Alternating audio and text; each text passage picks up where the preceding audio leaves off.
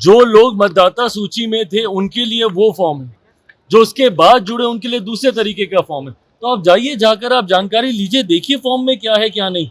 पर इतनी मेहनत तो ये लोग करेंगे नहीं, क्योंकि ये पढ़ाई लिखाई का काम है, उससे ये इनकी पार्टी थोड़ी दूर ही रहती। तो अब एक और 20 महीना लेके क्या करना चाहेंगे, और बर्बाद करना चाहेंगे। और जिनको इस प्रोसेस से चिंता हो रही है उनको डर पहले से ही है अपनी हार का, और वो लोग पहले से ही बहाना ढूंढने का प्रयास कर रहे हैं। नमस्कार, मैं शिव और आप देख रहे हैं आर्यन खबर। देखिए 2025 बिहार विधानसभा नजदीक है और ऐसे में जो आरोप के बाण हैं वो चलने शुरू हो चुके हैं। आज लोजपा रामविलास के राष्ट्रीय अध्यक्ष चिराग पासवान पटना पहुंचे। पटना पहुंचने के साथ ही महागठबंधन पर जमकर बरसे हैं। वहीं आपको बता दें कि बंगाल को लेकर भी बड़ा बयान दे दिया है।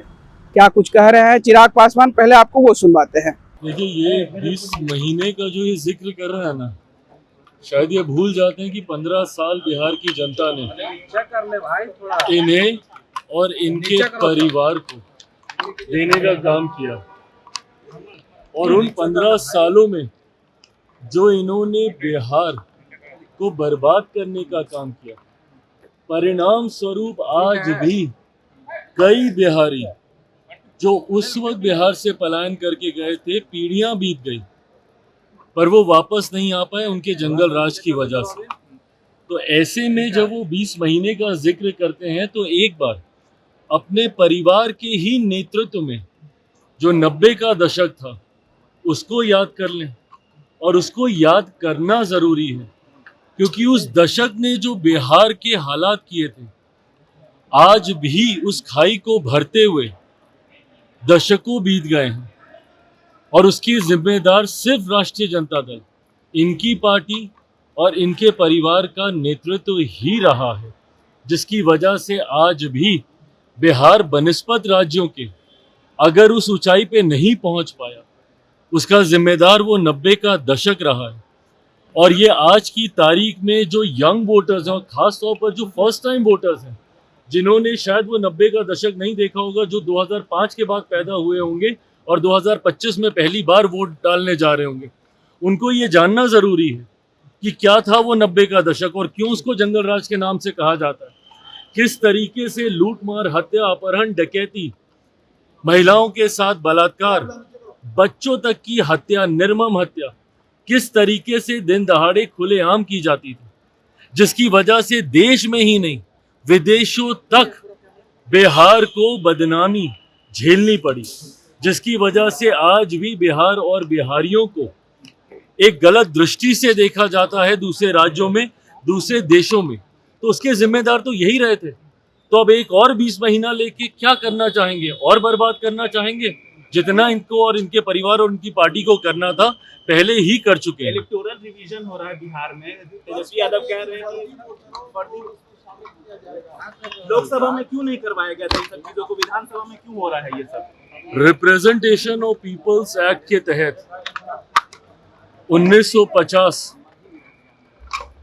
इसके तहत ये प्रोसेस समय समय पर अपनाया जाता है और इसको अपनाना भी जरूरी है, ताकि इसकी आड़ में जो फर्जीवाड़ा होता है, कई बार हम लोग देखते हैं कि अगर किसी का निधन हो गया उसके नाम भी इसमें वोटर लिस्ट में डला होता है, जिसकी वजह से जो सही मतदाता है, जो वोटर है, वो अपना वोट नहीं डाल पाता है। ऐसे में इस प्रक्रिया को और ट्रांसपेरेंट करने की सोच के साथ समय समय पर इस प्रोसेस को अपनाया जाता है।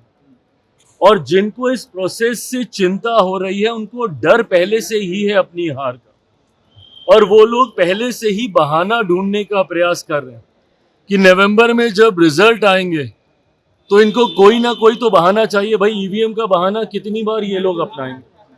तो अब इनको ये एक और बहाना मिल गया है जिसपे ठीकरा फोड़कर ये अपनी हार की जिम्मेदारी और जवाबदेही से पल्ला झाड़ना चाहेंगे। ट्रांसपेरेंसी नहीं दिखा रही है। इलेक्शन कमीशन कह रहे हैं कि कितने सारे कागजात मांगे जाएंगे, बाढ़ का टाइम है बिहार में, कुछ नहीं मिलेगा तो क्या करेंगे। जानकारी लेना भाई, उसके लिए जानकारी लेनी जरूरी होगी ना। आपको वो तत्परता दिखानी होगी। जाके पूछिए कौन कौन से फॉर्म्स हैं, 3 तरीके के फॉर्म्स उसमें सामने हैं, और उस 3 तरीके के फॉर्म में ये दिखाया जा रहा है कि भैया 2003 से पहले जो लोग मतदाता सूची में थे उनके लिए वो फॉर्म है, जो उसके बाद जुड़े उनके लिए दूसरे तरीके का फॉर्म है। तो आप जाइए, जाकर आप जानकारी लीजिए, देखिए फॉर्म में क्या है क्या नहीं। पर इतनी मेहनत तो ये लोग करेंगे नहीं, क्योंकि ये पढ़ाई लिखाई का काम है, उससे ये इनकी पार्टी थोड़ी दूर ही रहती है। तेजस्वी यादव कलम बांट रहे करें, बिहार के युवाओं को हम कलम देंगे, सरकार ज्ञान देगी, युवाओं को रोजगार देंगे, बहालियां रोकेंगे। अच्छी बात है, पर अगर यही सोच 90 के दशक में दिखाई होती तो आज इसकी पहल करने की चिंता कम से कम इनको नहीं करनी पड़ती। बंगाल में रेप हुआ है, इससे मामला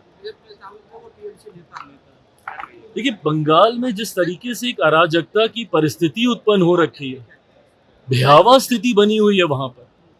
ये लोग दूसरे राज्यों पर तो उंगली उठाने से पहले 1 मिनट नहीं सोचते, पर अपने गिरेबान में झांककर इनको देखने की जरूरत है। आज भी आजादी के इतने वर्षों के बाद सबसे ज्यादा चुनावी हिंसा अगर किसी राज्य में होती है तो वो बंगाल में ही होती है। आज भी वहां पे दिन दहाड़े लूटमार, हत्या, अपहरण, डकैती और बलात्कार जैसे अपराधों में अगर कोई लिप्त है तो वो सत्ताधारी दल के ही नेता, कार्यकर्ता और जनप्रतिनिधि सामने आते हैं। ऐसे में जिस तरीके से एक अराजक परिस्थिति वहां पे बनी हुई है, मैं तो बल्कि केंद्र सरकार से आग्रह करूंगा कि नहीं संभव है भैया वहां की सरकार से उस राज्य को संभालना, वहां पे राष्ट्रपति शासन लगाना चाहिए और उसके तहत ही हम लोग को चुनाव में जाना चाहिए, ताकि चुनाव शांतिपूर्वक तरीके से पूरे किए जा सके। राज्य बिहार में आयोग बने हैं, उसको लेकर लगातार नेता प्रतिपक्ष तेजस्वी यादव सवाल पूछ रहे हैं, कह रहे हैं कि क्या दामाद आयोग के बाद बहनोई आयोग, मेहरारू आयोग भी बनेगा।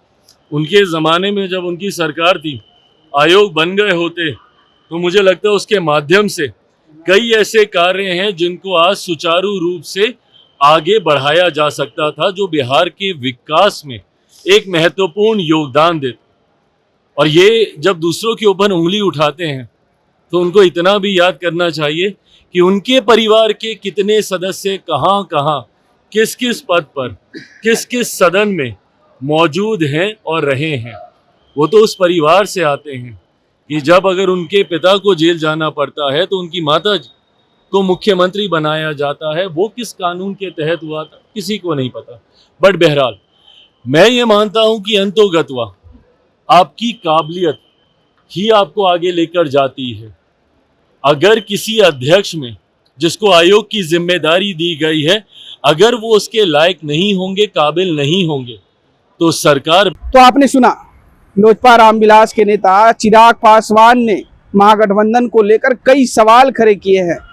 उन्होंने चुनाव आयोग को लेकर भी बयान दिया है। उन्होंने कहा है कि चुनाव आयोग जो कर रहा है वो सही है और ऐसे में इनका डर संभावित है कि इनके वोकस जो वोटर हैं वो हर एक विधानसभा में बैठे हैं और ऐसे में ये डर रहे हैं और ये हमेशा समय समय पर चुनाव आयोग ऐसी स्थिति लाती रहती है जिससे वोकस वोटरों में छटाई हो सके। आपको बता दें कि चिराग पासवान ने पश्चिम बंगाल को लेकर भी बड़ा बयान दे दिया। उन्होंने केंद्र सरकार से अपील की है कि वहाँ चुनाव लड़ने से पहले वहाँ राष्ट्रपति शासन लागू करे, तब जाके जो स्थिति है वो सामान्य होगी। आपकी क्या प्रतिक्रिया है इस वीडियो को लेकर, आप कमेंट में जरूर बताइएगा और ऐसे ही तमाम खबरों से जुड़े रहने के लिए देखते रहे आर्यन खबर।